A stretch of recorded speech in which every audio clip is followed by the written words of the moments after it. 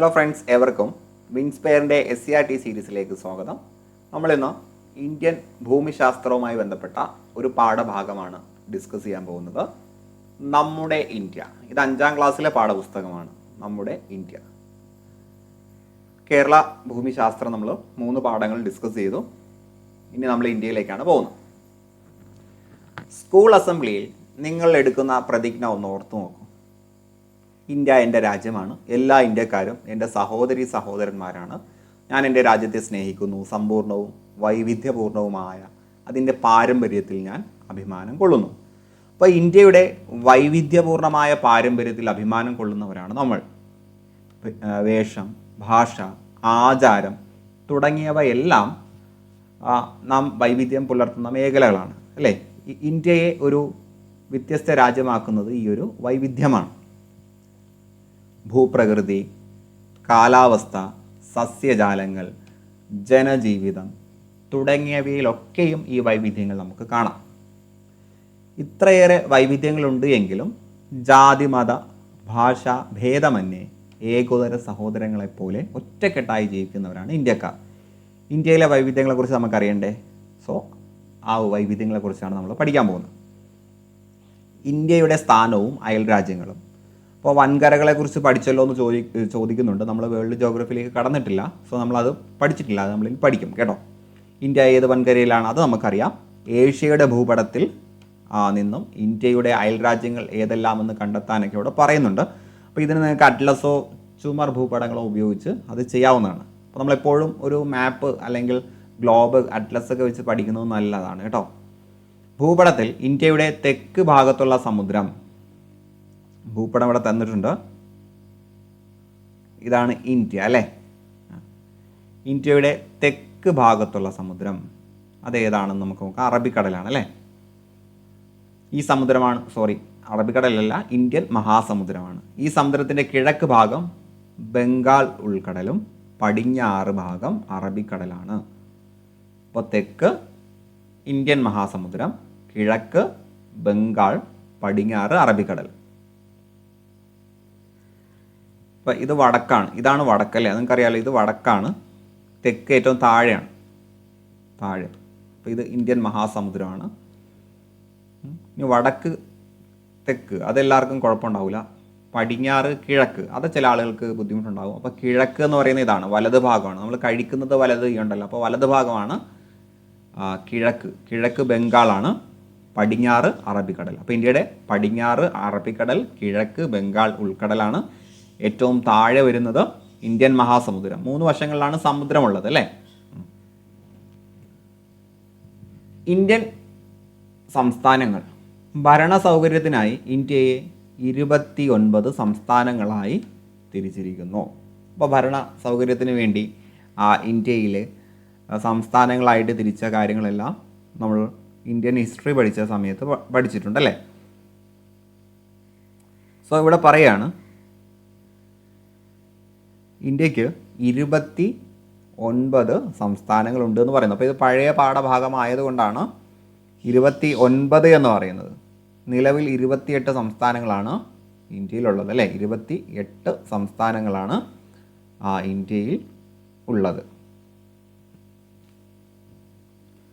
2014 June മാസത്തിൽ ആന്ധ്രാപ്രദേശ് സംസ്ഥാനം, സീമാന്ധ്ര, തെലങ്കാന എന്നിങ്ങനെ 2 സംസ്ഥാനങ്ങളായിട്ട് വിഭജിക്കപ്പെട്ടു. ഓരോ സംസ്ഥാനത്തിൻ്റെയും ഭരണകേന്ദ്രങ്ങൾ തലസ്ഥാനം എന്ന പേരിലാണ് അറിയപ്പെടുന്നത്. ഇപ്പോൾ ജമ്മു കാശ്മീരിൻ്റെ സംസ്ഥാനം എന്ന പദവി നഷ്ടപ്പെട്ടു, അല്ലേ? അങ്ങനെയാണ് ഒരു സംസ്ഥാനം വീണ്ടും കുറഞ്ഞത്. ഇന്ത്യയുടെ ഭൂപടം നിരീക്ഷിച്ച് സംസ്ഥാനങ്ങളും അവയുടെ തലസ്ഥാനങ്ങളും കണ്ടെത്താനാണ് പറയുന്നത്. അപ്പോൾ രാജ്യത്തിൻ്റെ മൊത്തമായ ഭരണം കൈകാര്യം ചെയ്യുന്നത് ദേശീയ തലസ്ഥാന നഗരമായ ഡൽഹിയാണ്. അപ്പോൾ ഇന്ത്യയുടെ തലസ്ഥാനം ഡൽഹിയാണ്. ഇപ്പോൾ ഇന്ന് ജമ്മു കാശ്മീർ എന്നുള്ളത് ഒരു തലസ്ഥാനമല്ല, കേന്ദ്രഭരണ പ്രദേശമാണ്, അല്ലേ? അപ്പോൾ ഇന്ത്യയുടെ മാപ്പ് നോക്കി ജസ്റ്റ് ഒന്ന് കാര്യങ്ങൾ മനസ്സിലാക്കുക. ഞാൻ മാപ്പിലേക്കൊന്നും അധികം പോകുന്നില്ല. സംസ്ഥാനങ്ങളെ കൂടാതെ പോണ്ടിച്ചേരി, ദാമൻ ദിയു, ദാദ്ര നഗർ ഹവേലി, ചണ്ഡീഗഡ്, ലക്ഷദ്വീപ്, ആൻഡമാൻ നിക്കോബാർ ദ്വീപസമൂഹം എന്ന് 6 കേന്ദ്രഭരണ പ്രദേശങ്ങൾ ഇന്ത്യയിലുണ്ട്. അപ്പോൾ ഇന്ത്യയിലുള്ള കേന്ദ്ര ഭരണ പ്രദേശങ്ങളുടെ പേരാണ് ഈ കൊടുത്തിട്ടുള്ളത്. അപ്പോൾ സംസ്ഥാനങ്ങളും കേന്ദ്രഭരണ പ്രദേശങ്ങളും ഇന്ത്യയിലുണ്ട് അല്ലേ. ഇപ്പോൾ കേന്ദ്രഭരണ പ്രദേശങ്ങളിൽ നേരിട്ട് നമ്മുടെ പ്രസിഡൻറ്റിൻ്റെ അല്ലെങ്കിൽ നമ്മുടെ സർക്കാരിൻ്റെ ഭരണം നേരിട്ടാണ്. സോ നിലവിൽ ഇന്ത്യയിലുള്ള കേന്ദ്രഭരണ പ്രദേശങ്ങൾ ദാദ്ര നഗർ ഹവേലി, ദാമൻ ദിയു, ജമ്മു ആൻഡ് കാശ്മീർ, ലഡാക്ക്. കേട്ടോ, ജമ്മു ആൻഡ് കാശ്മീർ ഉണ്ട്, ലഡാക്ക് ഉണ്ട്. ജമ്മു ആൻഡ് കാശ്മീറും ലഡാക്കും ഇതിനകത്ത് പറഞ്ഞിട്ടില്ല. കാരണം നമ്മുടെ ടെക്സ്റ്റ് ഈ പാഠഭാഗം കുറച്ച് പഴയ ടെക്സ്റ്റ് ആയതുകൊണ്ടാണ് അത് പറയാത്തത് കേട്ടോ. അപ്പോൾ അതുകൂടി ചേർത്ത് പഠിക്കുക. Dadra Nagar Haveli, Daman Diu, Jammu and Kashmir, Ladakh, Chandigarh, Delhi, Puducherry, Lakshadweep, Andaman and Nicobar island. അങ്ങനെ 8 കേന്ദ്രഭരണ പ്രദേശങ്ങൾ. 8 കേന്ദ്രഭരണ പ്രദേശങ്ങൾ. ഇതിനകത്ത് 6 പറയുന്നുള്ളൂ. റിവൈസ്ഡ് ആയിട്ടുള്ള ടെക്സ്റ്റ് പറയുന്ന സമയത്ത് നമുക്കത് കുറച്ചുകൂടി കിട്ടും. അപ്പോൾ ഇത് നിങ്ങൾ ഇതേപോലെ പഠിച്ചു വെക്കരുത് കേട്ടോ. ഇത് റിവൈസ്ഡ് ആയിട്ട് പഠിച്ചു വെക്കുക. ഇന്ത്യയുടെ ഭൂപ്രകൃതി: പർവ്വതങ്ങൾ, പീഠഭൂമികൾ, സമതലങ്ങൾ, ദ്വീപുകൾ എന്നിങ്ങനെ വിവിധ ഭൂരൂപങ്ങൾ ഭൂമിയിലുണ്ട്. പർവ്വതം, പീഠഭൂമി, സമതലം, ദ്വീപ്. ഒരു ഭൂപ്രദേശത്തിൽ കാണപ്പെടുന്ന ഇത്തരം സവിശേഷതകളെയാണ് ഭൂപ്രകൃതി. അപ്പോൾ നമ്മുടെ ഭൂമിയിൽ കാണുന്ന വിവിധ തരത്തിലുള്ള സവിശേഷതകളെയാണ് നമ്മൾ ഭൂപ്രകൃതി എന്ന് പറയുന്നത്. അതിന് ഉദാഹരണം പർവ്വതങ്ങൾ, പീഠഭൂമികൾ, സമതലങ്ങൾ, ദ്വീപുകൾ. ചെറുതും വലുതുമായ പർവ്വതനിരകളും സമതല പ്രദേശങ്ങളും വിശാലമായ പീഠഭൂമി പ്രദേശങ്ങളും മരുഭൂമിയും തീരപ്രദേശങ്ങളും ദ്വീപുകളും ഉൾപ്പെട്ട വൈവിധ്യമാർന്ന ഭൂപ്രകൃതിയാണ് ഇന്ത്യയിലുള്ളത്. അപ്പോൾ ഇന്ത്യയിൽ പർവ്വതനിരകളുണ്ട്, സമതല പ്രദേശങ്ങളുണ്ട്, പീഠഭൂമികളുണ്ട്, മരുഭൂമിയുണ്ട്, തീരപ്രദേശമുണ്ട്, ദ്വീപുകളുണ്ട്. അപ്പോൾ ഒട്ടുമിക്ക ഭൂപ്രകൃതികളും നമ്മുടെ ഇന്ത്യയിലുണ്ട്. നമുക്ക് ഇന്ത്യയിലെ പർവ്വതങ്ങളെക്കുറിച്ച് നോക്കാം. വിവിധ വൻകരകളിലെ പ്രധാന പർവ്വതനിരകളെക്കുറിച്ച് നമുക്ക് ഇനി വരുന്ന വേൾഡ് ജോഗ്രഫിയിൽ പഠിക്കാം. അപ്പോൾ നമുക്ക് ഇന്ത്യയിലുള്ളത് നോക്കാം. ഹിമാലയ പർവ്വതനിര. ഈ കാണുന്നത് ഹിമാലയ പർവ്വതനിരയാണ്. ഇത് പശ്ചിമഘട്ടനിരകളാണ്. ലോകത്തിലെ തന്നെ ഉയരമേറിയ പർവ്വതനിരകളായ ഹിമാലയത്തിൻ്റെ ഒരു ഭാഗം ഇന്ത്യയിലാണ്. അപ്പോൾ ലോകത്തിൽ ഉയരമുള്ള പർവ്വതനിരകളിൽ ഒന്നാണ് ഹിമാലയം. അതിൽ ഒരു ഭാഗം ഇന്ത്യയിൽ ഉൾപ്പെടുന്നു. അപ്പോൾ പല രാജ്യങ്ങളിലായിട്ടാണ് ഹിമാലയം നിൽക്കുന്നത്. അതിൽ ഒരു ഭാഗം ഇന്ത്യയിലുണ്ട്. ഹിമാലയത്തേക്കാൾ ഉയരം കുറഞ്ഞ നിരകളായിട്ടുള്ള ആരവല്ലി, പശ്ചിമഘട്ടം, പൂർവഘട്ടം, വിന്ധ്യാനിരകൾ, സത്പുര നിരകൾ എന്നിവയാണ് ഇന്ത്യയിലെ മറ്റ് പ്രധാന പർവ്വതനിരകൾ. ഈ പർവ്വതനിരകളിൽ നിന്നെല്ലാം അനേകം നദികൾ ഉത്ഭവിക്കുന്നുണ്ട്. നമ്മൾ കഴിഞ്ഞ ക്ലാസ്സിൽ പറഞ്ഞു, പർവ്വതനിരകളിൽ നിന്നാണ് നദികൾ അധികവും ഉത്ഭവിക്കുന്നത്. സോ ഇന്ത്യയിലെ പ്രധാനപ്പെട്ട പർവ്വതനിരകൾ ഹിമാലയമുണ്ട്, ആരവല്ലി, പശ്ചിമഘട്ടം, പൂർവഘട്ടം, വിന്ധ്യാനിര, സത്പുര. ഇത്രയും പഠിച്ചു വെക്കുക. ഇന്ത്യയിലെ സമതലങ്ങൾ. അതിവിശാലമായതും നിരപ്പായതുമായ ഭൂപ്രദേശങ്ങളാണ് സമതലങ്ങൾ. അപ്പോൾ സമതലം പേര് സൂചിപ്പിക്കുന്നത് പോലെ തന്നെ നല്ല വിശാലമായ നിരപ്പായിട്ടുള്ള ഭൂപ്രദേശങ്ങളാണ് സമതലങ്ങൾ. ഹിമാലയ പർവ്വത നിരകൾക്ക് തെക്കു ഭാഗത്ത് വിശാലമായ ഒരു സമതലമുണ്ട്. അപ്പോൾ ഹിമാലയ പർവ്വതത്തിൻ്റെ തെക്ക് ഭാഗത്ത്, അല്ലെ തെക്കെന്ന് പറയുന്നത് താഴ്ഭാഗത്ത്, തെക്ക് ഭാഗത്ത് വിശാലമായിട്ടുള്ളൊരു സമതല പ്രദേശമുണ്ട്. ഹിമാലയത്തിൽ നിന്നും നദികൾ ഒഴുകിക്കൊണ്ടുവരുന്ന എക്കൽ നിക്ഷേപിച്ചാണ് ഈ സമതലങ്ങൾ രൂപപ്പെടുന്നത്. അപ്പോൾ ഹിമാലയത്തിൽ നിന്ന് നദികൾ വരുന്നുണ്ടല്ലോ, ഈ നദികൾ ഒഴുകി വരുന്ന സമയത്ത് അവിടെയുള്ള പ്രദേശങ്ങളെല്ലാം നിരപ്പാക്കി പോവുകയാണ്. അപ്പോൾ എക്കൽ നിക്ഷേപിച്ച് അതിങ്ങനെ പോവുകയാണ്. സോ ഈ ഒരു എക്കൽ നിക്ഷേപമാണ് സമതലങ്ങളെ സൃഷ്ടിക്കുന്നത്. സിന്ധു, ഗംഗ, ബ്രഹ്മപുത്ര സമതലങ്ങൾ എന്നാണ് ഈ സമതല പ്രദേശം അറിയപ്പെടുന്നത്. അപ്പോൾ ഹിമാലയത്തിൻ്റെ താഴ്ഭാഗത്തുള്ള തെക്ക് ഭാഗത്തുള്ള സമതല പ്രദേശം അറിയപ്പെടുന്നത് സിന്ധു, ഗംഗ, ബ്രഹ്മപുത്ര സമതലങ്ങൾ. ഈ ഫലപുഷ്ടമായ സമതലങ്ങളിൽ ഗോതമ്പ്, നെല്ല്, ചോളം, കരിമ്പ് മുതലായവ കൃഷി ചെയ്യുന്നു. അപ്പോൾ സമതല പ്രദേശങ്ങളിലാണ് ഗോതമ്പ്, നെല്ല്, ചോളം, കരിമ്പ് തുടങ്ങിയ കാർഷിക വിളകൾ കൃഷി ചെയ്യുന്നത്. അതിനാൽ ഇന്ത്യയുടെ ഭക്ഷ്യകലവറ PYQ, ഇന്ത്യയിലെ ഭക്ഷ്യകലവറ എന്നറിയപ്പെടുന്നത് സമതല പ്രദേശമാണ്. ഇപ്പോൾ ഇവിടെ ഗംഗാ സമതലത്തിൻ്റെ പിക്ചറാണ്, കണ്ടില്ലേ? നിരപ്പായി കിടക്കുന്ന വിശാലമായിട്ടുള്ള പ്രദേശമാണ്. ഇതേപോലെ മറ്റ് സിന്ധു, ബ്രഹ്മപുത്ര സമതലങ്ങളും ഉണ്ട്. അതൊക്കെ നമ്മൾ വരുന്ന ക്ലാസ്സിൽ ഡീറ്റെയിൽ ആയിട്ട് പഠിക്കും. ദെൻ ഇന്ത്യയിലെ മരുഭൂമി. വീശിയടിക്കുന്ന കാറ്റും കൊടും ചൂടും കണ്ണെത്താ ദൂരത്തോളം വ്യാപിച്ചിരിക്കുന്ന മണൽ കൂനകളും മരുഭൂമികളുടെ സവിശേഷതയാണ്. അപ്പോൾ മരുഭൂമിയാകുമ്പോൾ നല്ല കാറ്റുണ്ടാവും, ഭയങ്കര ചൂടായിരിക്കും, കണ്ണെത്താ ദൂരത്തോളം വ്യാപിച്ചു കിടക്കുന്ന മണൽ കൂനയുമായിരിക്കും. ഇന്ത്യയുടെ വടക്ക് പടിഞ്ഞാറ് സ്ഥിതി ചെയ്യുന്ന രാജസ്ഥാൻ സംസ്ഥാനത്തിൻ്റെ കൂടുതൽ ഭാഗവും മരുഭൂമിയാണ്. അപ്പോൾ ഇന്ത്യയിൽ രാജസ്ഥാൻ്റെ കൂടുതൽ ഭാഗവും മരുഭൂമിയാണ്. ഥാർ മരുഭൂമി എന്നറിയപ്പെടുന്ന ഈ പ്രദേശത്ത് മഴ വളരെ കുറവായതിനാൽ ജനവാസവും കൃഷിയും കുറവാണ്. അപ്പോൾ രാജസ്ഥാനിലെ ആ മരുപ്രദേശത്തിൻ്റെ പേര് ഥാറാണ്, ഥാർ മരുഭൂമി. അവിടെ ജനവാസവും കൃഷിയും കുറവാണ്, കാരണം അവിടെ മഴ കുറവാണ്. ഇതാണ് ഥാർ മരുഭൂമിയുടെ ഒരു ചിത്രം. ദെൻ പീഠഭൂമിയിലേക്ക് വരാം. ഇത് കണ്ടോ, ഡെക്കാൻ പീഠഭൂമിയുടെ ഒരു ചിത്രമാണ് ഈ കൊടുത്തിരിക്കുന്നത്. ചുറ്റുമുള്ള പ്രദേശങ്ങളെ അപേക്ഷിച്ച് ഉയർന്നതും മുകൾ ഭാഗം ഏറെക്കുറെ നിരപ്പായതുമായിട്ടുള്ള ഭൂപ്രദേശമാണ് പീഠഭൂമികൾ. അപ്പോൾ ചുറ്റുമുള്ള പ്രദേശങ്ങളെ അപേക്ഷിച്ച് ഇത് കുറച്ച് ഉയരത്തിലായിരിക്കും, അതോടൊപ്പം മുകൾ ഭാഗം ഏറെക്കുറെ നിരപ്പായതായിരിക്കും. അപ്പോൾ കുറച്ച് ഉയർന്ന പ്രദേശമാണ്, മുകൾ ഭാഗം നിരപ്പായതുമാണ്. ഇതിനെയാണ് നമ്മൾ പീഠഭൂമികൾ എന്നറിയപ്പെടുന്നത്. നമ്മളൊരു ഡെസ്ക് പോലെ ഒരു പീഠത്തിൻ്റെ മുകൾ ഭാഗം, പീഠം എന്ന് പറയുന്നത് കുറച്ച് ഉയർന്നേക്കും, മുകൾ ഭാഗം പരന്നതുമായിരിക്കും അല്ലേ. ഇന്ത്യയിലെ ഏറ്റവും വലിയ പീഠഭൂമിയാണ് ഡെക്കാൻ പീഠഭൂമി. പഠിച്ചു വെക്കുക, PYQ ആണ് ചോദിക്കുന്നതാണ്. അപ്പോൾ ഇന്ത്യയിലെ ഏറ്റവും വലിയ പീഠഭൂമി ഡെക്കാൻ പീഠഭൂമിയാണ്.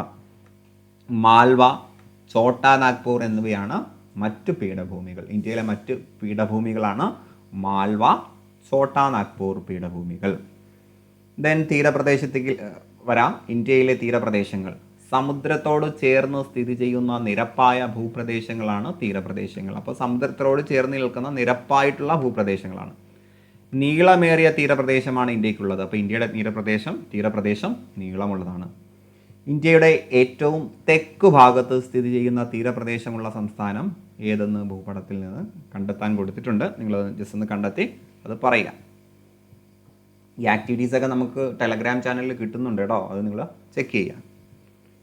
ഇന്ത്യയിലെ ദ്വീപുകൾ സമുദ്രത്താൽ ചുറ്റപ്പെട്ട കരഭാഗങ്ങളായാണ് ദ്വീപുകൾ എന്ന് പറയുന്നത്. ഇപ്പോൾ സമുദ്രത്താൽ ചുറ്റപ്പെട്ട, അപ്പോൾ ചുറ്റും എന്തായിരിക്കും, സമുദ്രമായിരിക്കും. അങ്ങനെയുള്ള കരഭാഗങ്ങളാണ് ദ്വീപ് എന്ന് പറയുന്നത്. അപ്പോൾ ചുറ്റും സമുദ്രമുള്ള കരഭാഗമാണ് ദ്വീപ്. ഇന്ത്യയുടെ ഭാഗമായ അനേകം ദ്വീപുകൾ ഇന്ത്യൻ മഹാസമുദ്രത്തിൽ സ്ഥിതി ചെയ്യുന്നുണ്ട്. നേരത്തെ മാപ്പ് വന്നപ്പോൾ അവിടെ ഇന്ത്യൻ മഹാസമുദ്രത്തിൽ കുറേ പൊട്ട് പോലെ കുറേ ഡോട്ടുകൾ കാണാം, അതെല്ലാം ദ്വീപുകളാണ്. ഇന്ത്യയിലെ ദ്വീപ് സമൂഹങ്ങളാണ് അറബിക്കടലിലെ ലക്ഷദ്വീപ്. അപ്പോൾ അറബിക്കടലിൽ സ്ഥിതി ചെയ്യുന്നത് ലക്ഷദ്വീപാണ്. ബംഗാൾ ഉൾക്കടലിൽ ആൻഡമാൻ നിക്കോബർ ഐലൻഡാണ്. അറബിക്കടലിൽ ലക്ഷദ്വീപ്, ബംഗാൾ ഉൾക്കടലിൽ ആൻഡമാൻ നിക്കോബർ ഐലൻഡ്. അപ്പോൾ ആ ചിത്രം ഇവിടെ കൊടുത്തിട്ടുണ്ട്. ലക്ഷദ്വീപ് കണ്ടില്ലേ, ചുറ്റും കടലാണ്, നടുക്കായിട്ട് കര. ഇതേപോലെ ആൻഡമാൻ നിക്കോബർ ദ്വീപ്. അപ്പോൾ ദ്വീപ് സമൂഹമാണ്, ഒരുപാട് ദ്വീപുകൾ അവിടെ എവിടെയായിട്ട് പോകുന്നുണ്ട്. ഇതിൻ്റെ എല്ലാം ചുറ്റും സമുദ്രങ്ങളാണ്. ദെൻ ഇന്ത്യയിലെ നദികളാണ്. ഇന്ത്യയിലെ പ്രധാന പർവ്വത നിരകളെക്കുറിച്ച് നമ്മൾ ചർച്ച ചെയ്തു. ഇതിൽ മിക്ക പർവ്വത നിരകളും അനേകം നദികളുടെ ഉത്ഭവസ്ഥാനമാണ്.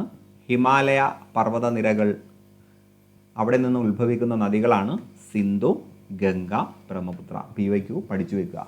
ഹിമാലയ പർവ്വത നിരകളിൽ നിന്ന് ഉത്ഭവിക്കുന്ന നദികളാണ് ഹിന്ദു, ഗംഗ, ബ്രഹ്മപുത്ര.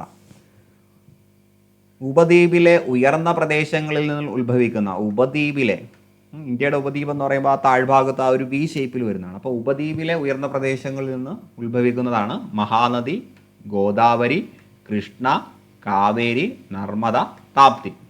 അപ്പോൾ ഹിമാലയൻ നദികളും ഉപദ്വീപിയൻ നദികളും എന്ന് നമ്മൾ പറയാറുണ്ട്. ഇതൊക്കെ ഡീറ്റെയിൽ ആയിട്ട് പഠിക്കും. ഇപ്പോൾ ആ നദികളുടെ പേര് പഠിച്ചു വെക്കുക. ഹിമാലയത്തിൽ നിന്നും ഉത്ഭവിക്കുന്നത് സിന്ധു, ഗംഗ, ബ്രഹ്മപുത്ര.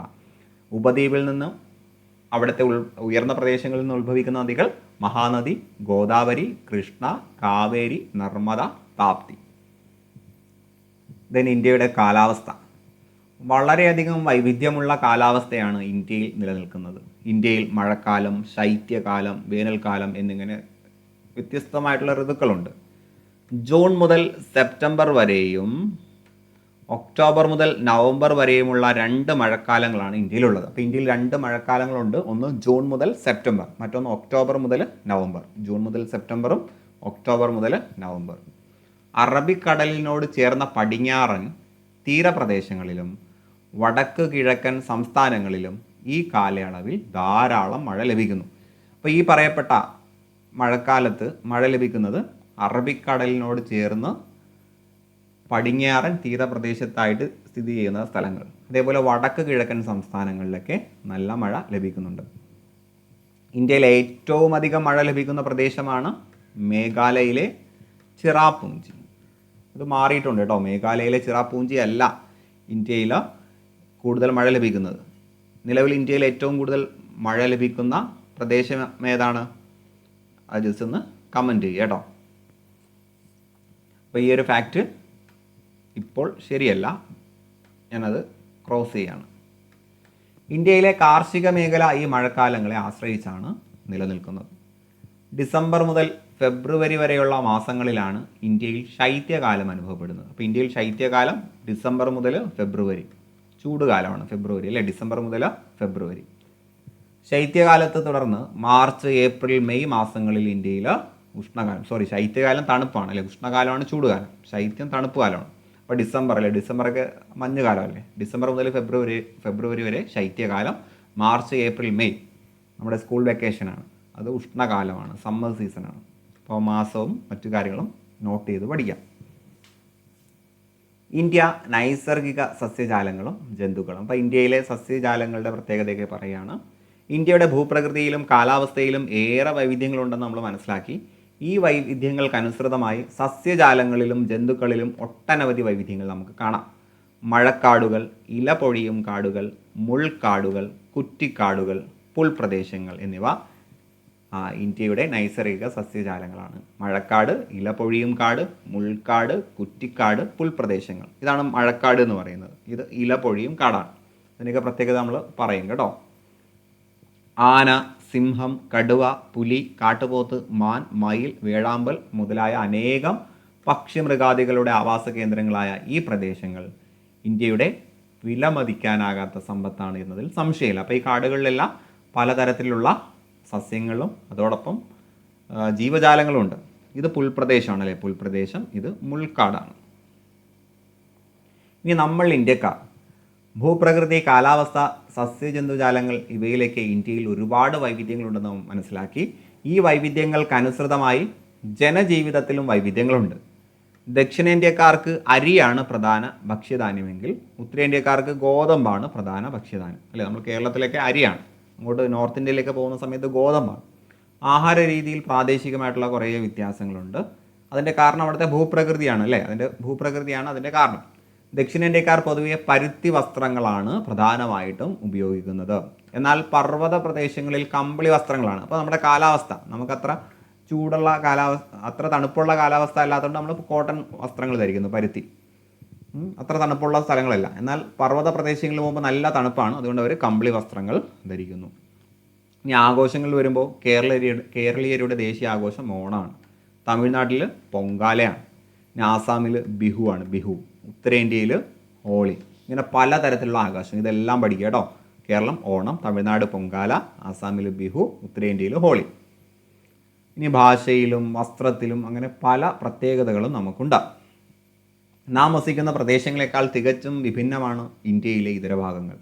ഭൂപ്രകൃതിയിലും കാലാവസ്ഥയിലും ജന്തുജാലങ്ങളിലും മാനവ ജീവിതത്തിലും വളരെയധികം വൈവിധ്യങ്ങളുണ്ടെങ്കിലും അതിനെല്ലാം അതീതമായി ഇന്ത്യ ഒരൊറ്റ രാജ്യമായി നിലനിൽക്കുന്നു. ഇന്ത്യയുടെ സമൃദ്ധവും വൈവിധ്യപൂർണവുമായ പാരമ്പര്യത്തിൽ തീർച്ചയായും നാം അഭിമാനം കൊള്ളുക തന്നെ ചെയ്യും.